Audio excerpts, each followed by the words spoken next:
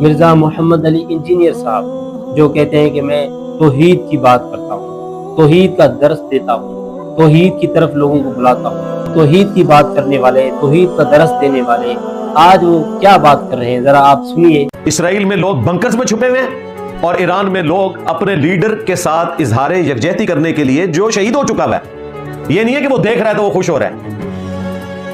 ہزاروں لاکھوں کی تعداد میں روڈز کے اوپر نکلے ہوئے ہیں، حالانکہ خطرہ ہے کہ اوپر سے کوئی میزائل گرے گا، ہزاروں میزائل وہ پھینک چکے ہیں، لیکن یہ ایمان کی طاقت ہے۔ اور مسلمان ہر وقت اپنی جان ہتھیلی کے اوپر رکھ کے پھرتا ہے۔ اور جب میں مسلمان کا ذکر کروں تو آپ نے یہاں انڈیا، پاکستان، بنگلہ دیش کے مسلمان نہیں دیکھنے، ہاں ایران کے مسلمان واقعتاً گاڈ اورینٹڈ اور درود شریف ان کا تکیہ کلام۔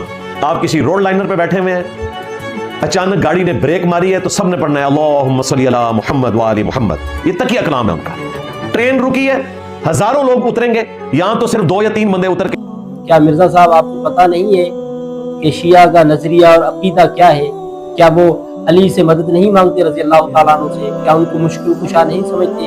کیا 12 اماموں سے وہ مدد نہیں مانگتے؟ کیا وہ نبی علیہ السلام کے علاوہ تمام انبیاء علیہ السلام کے اوپر ان کو فضیلت نہیں دیکھتے؟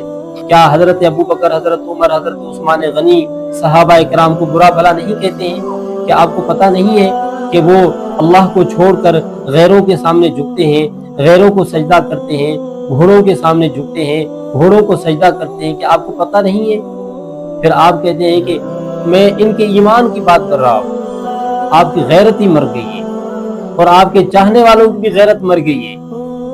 یہ کون سا دعویٰ ہے توحید کا؟ کیا آپ مشرک کے لیے، ایسا مشرک جو گھوڑوں کے سامنے جھکنے والا، جو 12 اماموں سے مدد مانگنے والا، جو 12 امام کو اپنا مشکل کشا سمجھتا ہو، آپ اس کے ایمان کی بات کر رہے ہیں؟ آپ کہہ رہے ہیں کہ ان کے اندر ایمان ہے۔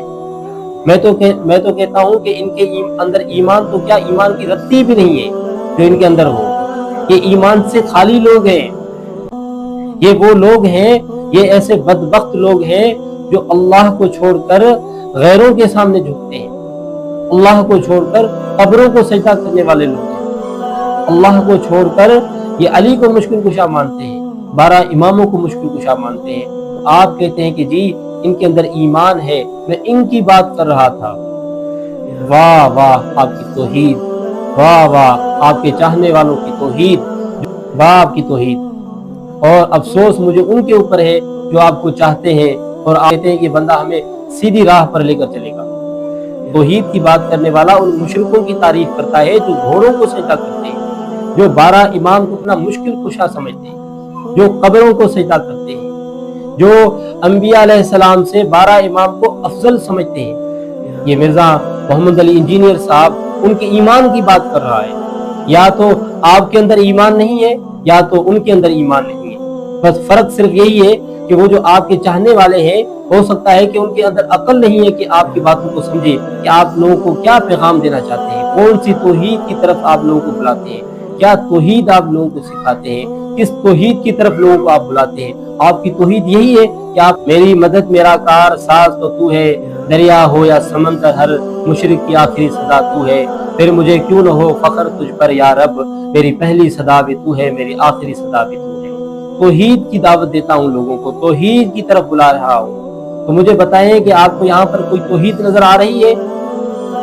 ایران میں آپ کو کوئی توحید نظر آ رہی ہے؟ ان کا کام تو یہ ہے کہ قبروں کو سجدہ کرنا، قبروں سے منتیں مانگنا، قبر والے کو مشکل کشا سمجھنا، قبر والے کو سجدہ کرنا، قبروں کو سجدہ کرنا، ان کا کام تو یہی ہے۔ آپ کو ان میں اندر کوئی توحید نظر آتی ہے تو یہ آپ کے اپنی ایمان کی کوئی حلاوت ہوگی جس کی وجہ سے آپ کو توحید نظر آ رہی ہے۔